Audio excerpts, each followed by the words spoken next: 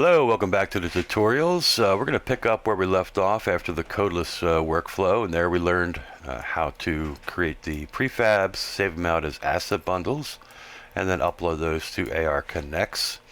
If you're brand new to Unity, you can check out the user interface overview and how that works. We'll be touching on some of the interactive elements. If you want to get a deeper dive, there's 4 videos that go into how we add interactive control without code in Unity.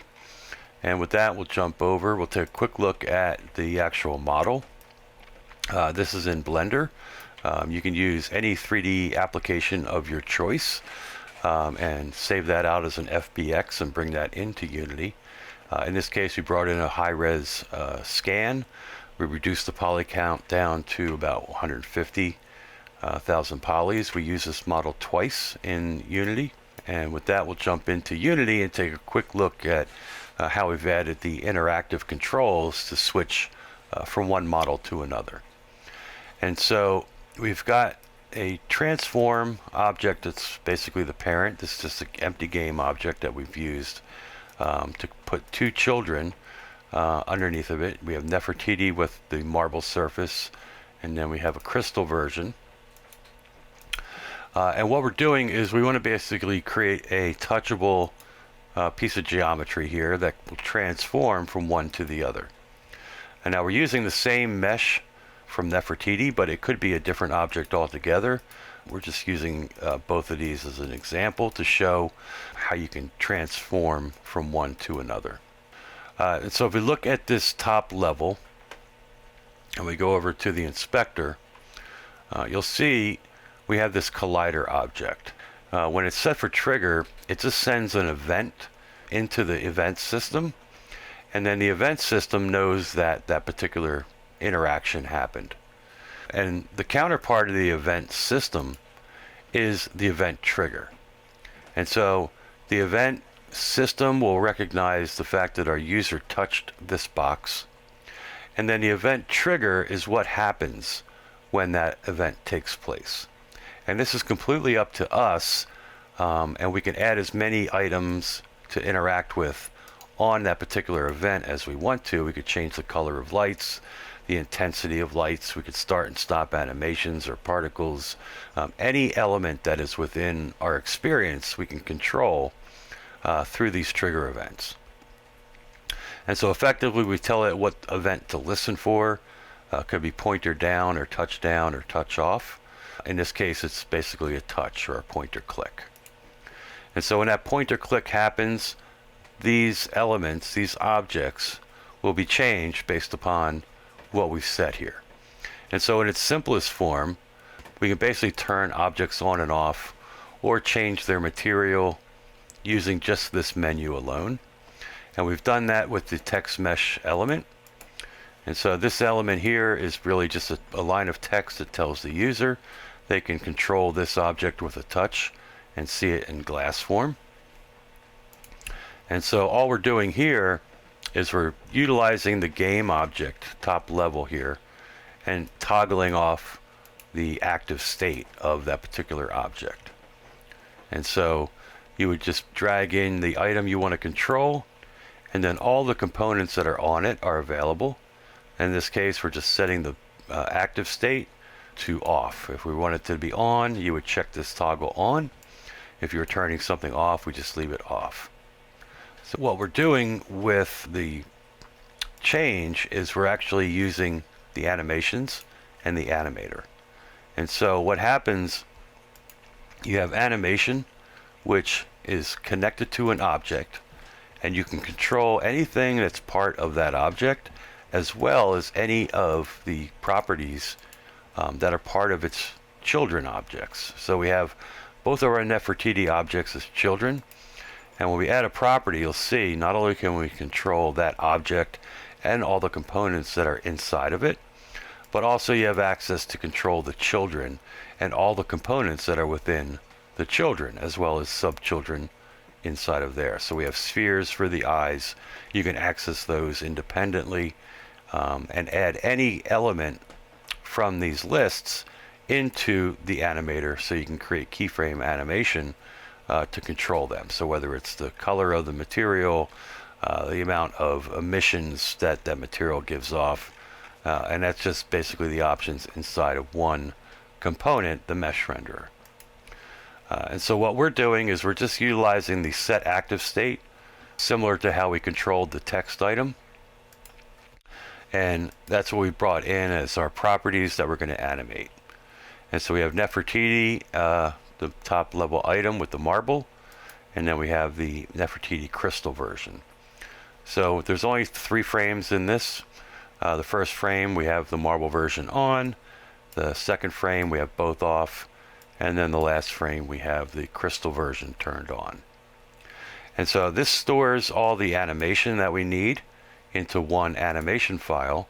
And when you create an animation for an object, it'll automatically create the animator controller, and it'll add that animator controller to that particular object with the actual controller made and already assigned into its spot. So that happens automatically.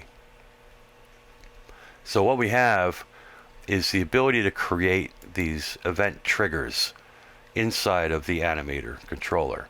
And you simply drop down on the parameters tab and create a new trigger, and you assign that a name. And then when you're creating your interactive touch event, you'll basically call that name to be the trigger event. And what this name is used for is, you'll see these lines that connect these together. These are called transitions. And so transition will transition from one state to another, and there's 2 ways that this transition can then be fired to do that event transition. And so one is just simply by its exit time. So if this animation played through when it was done and exit time was the only option, it would then transition into this next animation. We have that set up here on this bottom animation. There's no condition for it. It's really just going to use its exit time. So when this animation is done, automatically it'll transition back into this. For these 2 that go into the change animation, we've set the condition. So it's looking for this change event to happen, and then it'll release and go into this next animation. The same for this next transition. We're using the same change event. So when it hears change again, it'll transition from this animation into this. And these 2 animations are identical to what we looked at here. It's the exact same animation. Just we have this first one, the state running forward at 1 for its speed, which is normal forward speed. And we've copied it and pasted it, and we've changed this to -1. And so this one will play the animation forward, and being its speed is -1, this will just play the animation at the same speed in reverse. And so if we take a look at what's going on now, there's no animation in this empty state here that we've created to start. We'll tap the object. Why is that not tapping? Oh, because we have not set it yet. Right, so we're going to go to Animator. I'll bring this up so we can show you what's going on. And so we have this turning on and off by just toggling its active state. And then the transform, we're going to use the animator, and we're going to send in that trigger. So there's an option called set trigger. It's looking for the name of the trigger that we've set. In this case, it's set for change. And so when this event takes place, it's going to send the animator this change event. And at that point, it will then jump into this first transition. Hit it again, it'll send the change event that triggers this one. And then this one is set to basically play at the end of its 3-frame run, taking it back into the loop state. And so there's your simple toggle of those 3 elements. And just to take a slightly deeper dive into what type of capabilities this brings, we have another object here I'll show you real quickly. Same thing, we have box colliders on this top area, we have box collider over this door, and then a box collider over this center panel. And these control interactively 3 different animations. So if we take a quick look at the animator controller for those, let's see. So here's the animation controller. We have an empty state in the middle where it'll simply loop. We have 3 different parameter triggers that we've set up: vac, hop, and ELC. And we also have graphics that are fading in and out over those items to let the end user know that, hey, this is a touchable element. So they click it, we turn off that fingerprint item, we play the animation forward, click it again, it'll play the animation backwards and then go back into its rested empty state. We have the same here, playing another animation when it touches this area here. And then additionally, we have buttons down the bottom that can control material flows by turning on particle animations.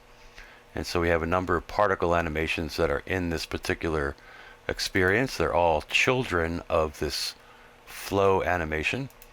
And so we can turn on and off this flow parent item to start and stop all of those subparticle animation objects that are underneath of it. And so they all use the same underlying technique of using event triggers. UI buttons have event triggers built into them, so all you have to do is drag and drop the objects in that you want to control. And then each one of these items could be clickable and play an audio file that describes what each part does. But you can start to make machinery, especially complex machinery, actually function and play a number of different animations and control a number of different aspects to create more interactive augmented reality experiences for the end user. And so that's it for this video. We'll look at some of the ARConnex helper components, adding deep links and web links to different elements in a scene, extending the interactive controls with some custom components that we've provided, as well as overriding the custom UI elements and the adding swipe control to objects, adding different types of ways for your end user to control the interactive elements that are going on within the scene based upon what type of objects and what type of interactivity your experience requires. So thanks for watching, and we'll see you in the next video.